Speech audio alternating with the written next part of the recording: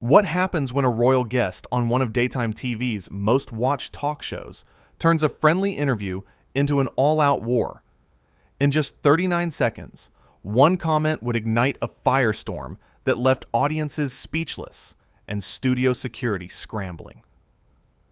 This is the story of the day Prince Harry walked onto the View set and walked off in disgrace. The studio lights were hot that afternoon. The audience settled into their seats, buzzing with excitement. Prince Harry was scheduled to appear on The View, and everyone expected a polite conversation about his charitable work and life in America. Joy Behar sat at the table, smiling warmly as the cameras prepared to roll. She had done thousands of interviews in her career. She had interviewed presidents, celebrities, activists, but nothing could have prepared her for what was about to unfold. The show began like any other. Music played. The hosts took their positions. Joy introduced the special guest with enthusiasm, listing his accomplishments and welcoming him to the stage. Prince Harry walked out, waving to the crowd. He wore a dark suit and an easy smile. The audience applauded. Everything seemed normal. Perfect, even. Joy started with a simple question. "Welcome to The View. We are so happy to have you here. Let's talk about your foundation and the incredible work you've been doing with veterans." Harry nodded. But there was something off in his expression. Something distant. He began to answer, but his words felt rehearsed. Cold.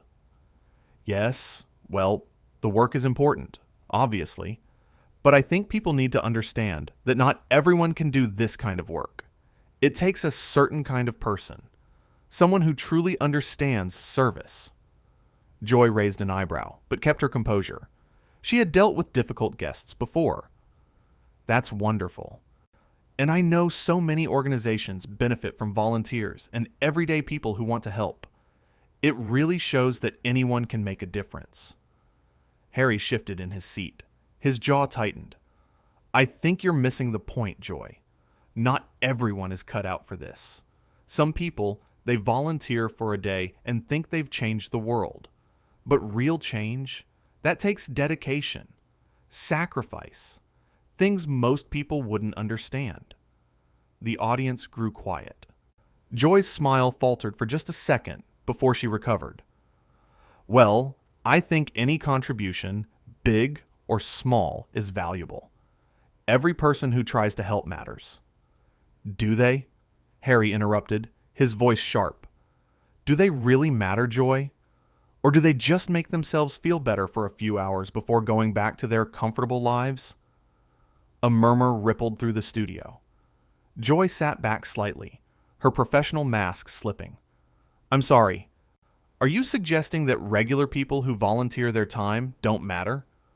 "I'm suggesting," Harry said slowly, leaning forward, "that there's a difference between people like me, who have actually given up everything, and people who show up when it's convenient." Joy set her cards down on the table. Her voice remained calm, but her eyes had hardened. "People like you?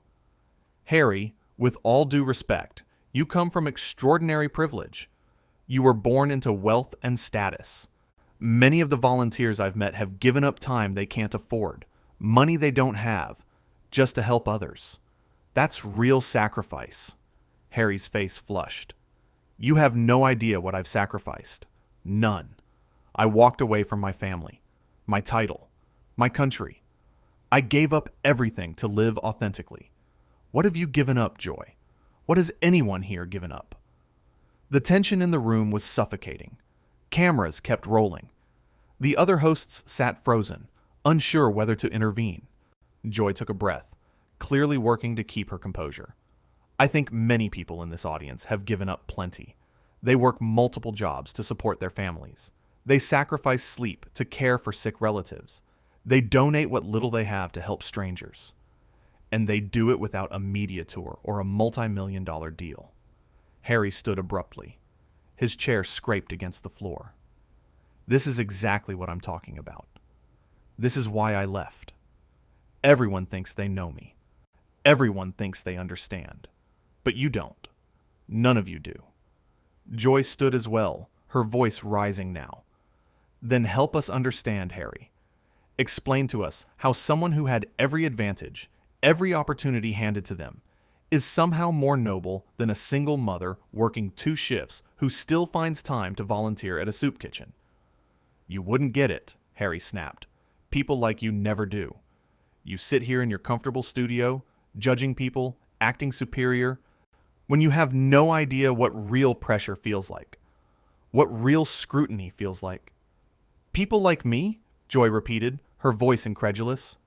Harry, I've worked my entire life to get here. I didn't inherit my career. I earned it. And I've used this platform to give voices to people who don't have one. That's what we do here. We have conversations. We listen. But you don't want a conversation, do you? You want everyone to agree with you, to tell you how brave you are, how special you are. Harry's eyes blazed.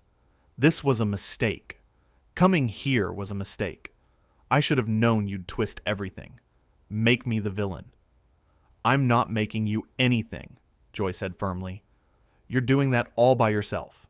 You came on this show. You started this conversation. And now you're upset because I'm not just nodding along. The audience was completely silent now. Every person watching knew they were witnessing something extraordinary. Something that would be replayed over and over. Harry ripped off his microphone, the small clip clattering against the desk. I don't have to sit here and be disrespected like this. Joy's voice was steady, almost gentle now. No one is disrespecting you, Harry. I asked you about your charity work. You're the one who turned this into something else. Everything is always something else with people like you, Harry shot back. You ask a question, but you don't want the real answer. And you want the answer that fits your narrative. Well, I'm done playing along. One of the producers appeared at the edge of the stage, speaking quietly into a headset. Security personnel moved into position near the wings. Joy noticed, but kept her focus on Harry. If you want to leave, you're free to leave. But I think you owe these people an explanation. They came here to hear from you, to learn about your work, not to watch you have a tantrum. The word hung in the air. Tantrum. Harry's face went from red to white. How dare you? How dare you speak to me like that? Do you know who I am? Joy didn't flinch. Yes, Harry. I know exactly who you are, and right now, you're a guest on my show who's being incredibly rude to me and disrespectful to this audience. Harry took a step toward her, his finger pointing.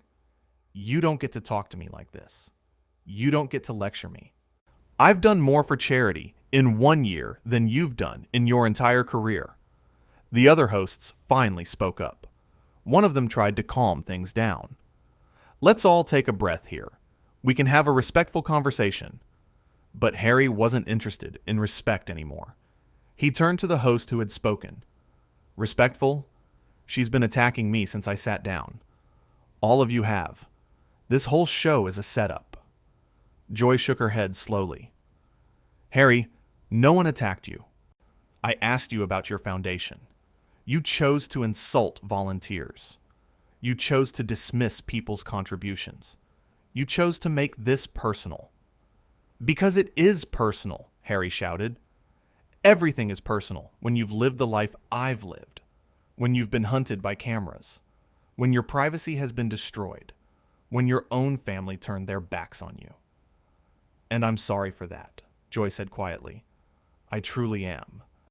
But that doesn't give you the right to come here and belittle other people's struggles, other people's sacrifices. Pain doesn't make you special, Harry. It makes you human, just like everyone else. Something in Harry seemed to snap. He turned to the audience, his voice dripping with contempt. Is this what you want? To see me humiliated? To see me torn down?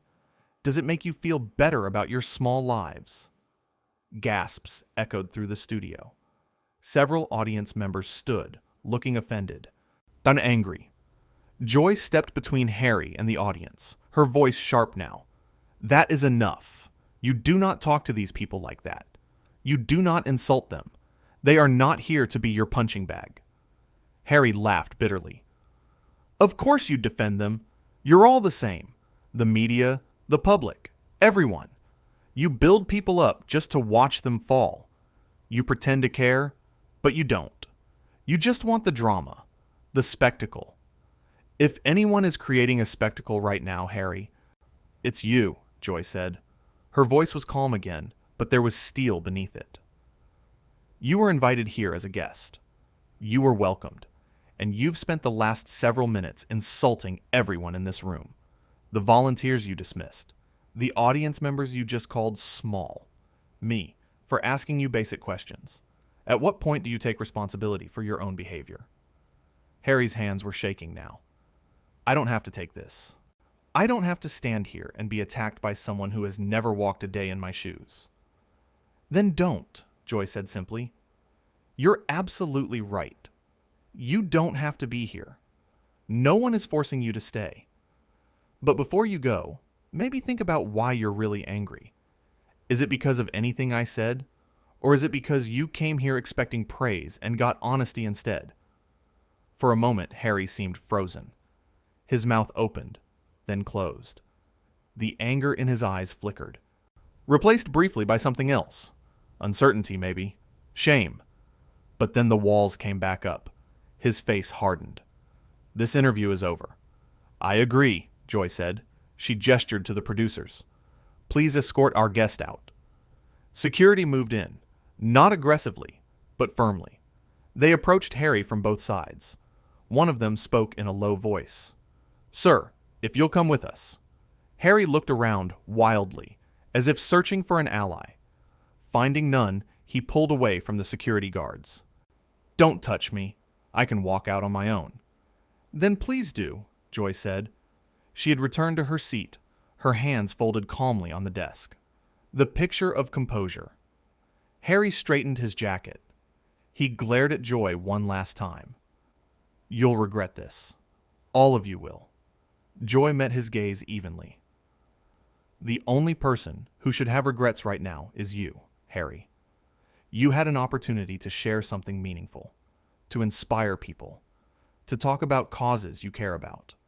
And instead, you chose anger. You chose insults.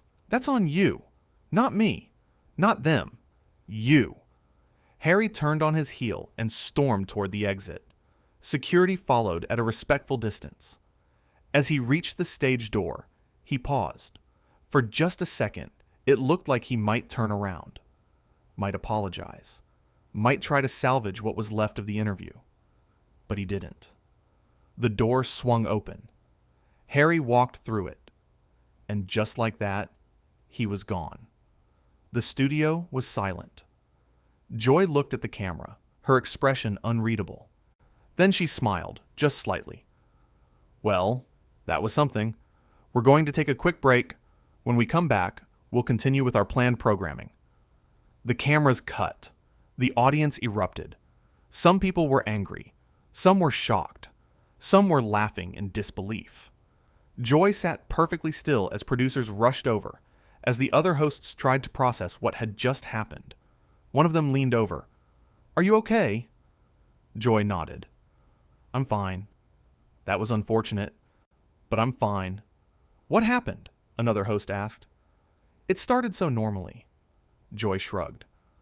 I asked him about volunteers. He took it personally. Things escalated from there. A producer crouched beside her.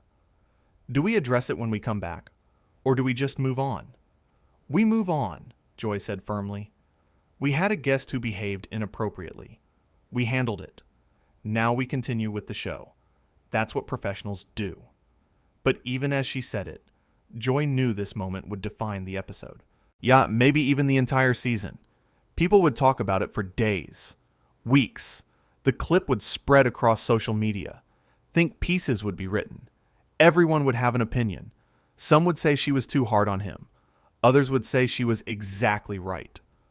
But that was the nature of live television, of real conversations. Things didn't always go according to plan. Backstage, Harry was surrounded by his team. They were all talking at once, trying to figure out what to do next.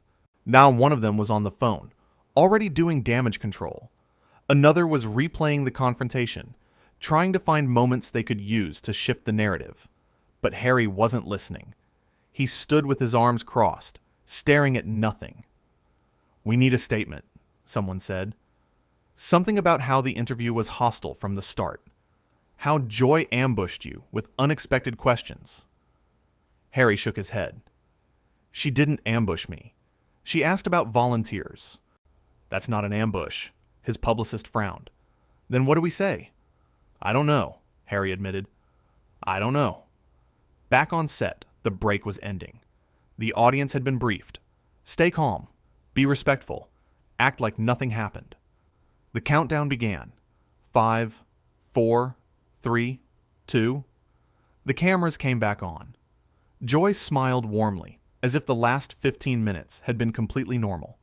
As if a royal guest hadn't just exploded on live television. "Welcome back to The View," she said smoothly. "Up next, we have a wonderful segment about community gardens and how they're bringing neighborhoods together." The show continued. Guests came and went. Topics were discussed. Laughter filled the studio. But everyone knew. Everyone who had been there, who had witnessed it, knew that something significant had happened. A line had been crossed. A mask had slipped. And in those 39 seconds, when Harry had lost his composure completely, when he had insulted the very people he claimed to serve, the world had seen something real. Something unscripted. Something that couldn't be taken back. Joy had stood her ground. She had refused to back down when confronted with anger and entitlement. She had defended her audience, her platform, and herself. And in doing so, she had shown exactly why she had been hosting the show for so long. Because she knew how to handle pressure. How to stay calm when chaos erupted. How to be professional, even when her guest was anything but. The interview that was supposed to be about charity and hope had become something else entirely. A lesson in accountability. In humility. In the difference between using a platform to uplift others and using it to elevate yourself. Harry had come to The View expecting adoration.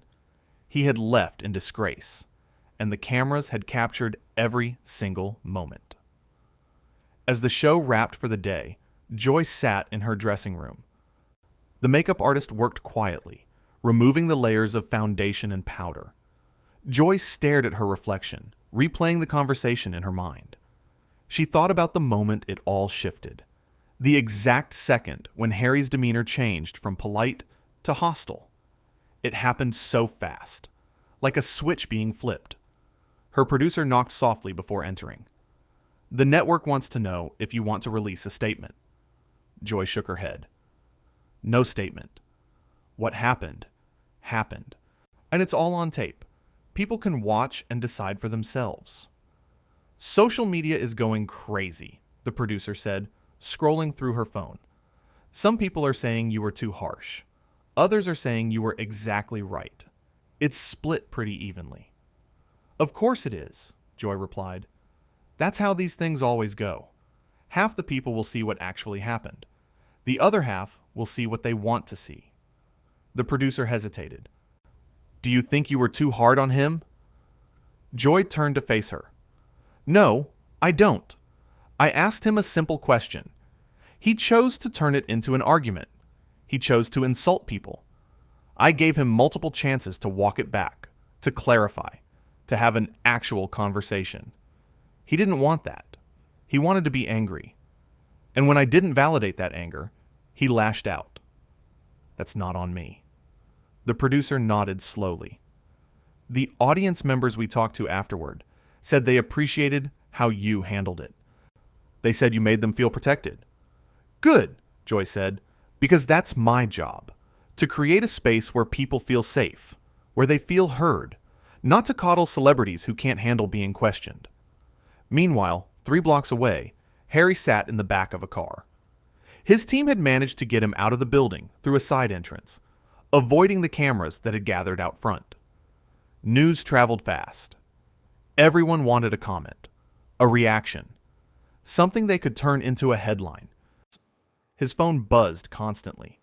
Texts, calls, notifications. He ignored them all. Instead, he stared out the window at the city passing by. People going about their lives, walking dogs, buying coffee, completely unaware that just a few blocks away, his entire public image had imploded on live television. His publicist finally broke the silence.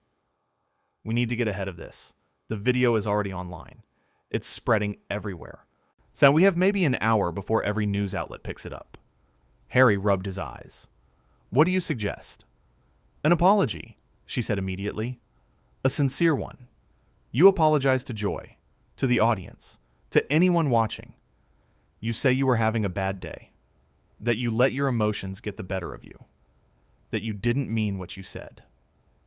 Harry was quiet for a long moment. "But I did mean it. In that moment, I meant every word." The publicist sighed. "Then we have a problem. Because unless you apologize, this becomes the story. Not your charity work, not your foundation. Just this, the tantrum, the insults, the dramatic exit. That's what people will remember." Harry knew she was right. He had been in the public eye long enough to understand how these things worked. One bad moment could overshadow years of good work. One poorly chosen word could define an entire career. And he had just given the world several minutes of poorly chosen words, all captured on camera, and all ready to be dissected and analyzed and replayed endlessly. Back at the studio, the other hosts gathered in the green room. They spoke in hushed tones, still processing what they had witnessed. One of them kept shaking her head. "I've never seen anything like that. Not in all my years doing this show." Another host agreed. The way he turned on Joy. It was like watching someone completely lose control. Like all his filters just disappeared. "Do you think he'll apologize?" someone asked. And they all looked at each other. No one seemed sure. Finally, one of them spoke. "I don't know. Part of me thinks his team will make him, but another part thinks he's too proud, too convinced that he was right." "Joy was incredible, though," another host said. "The way she stayed calm, the way she didn't let him rattle her. That takes real skill, real experience." "She's been doing this a long time," someone replied. "She knows how to handle difficult people." But I don't think even she expected it to go that far. By evening, the clip had been viewed millions of times.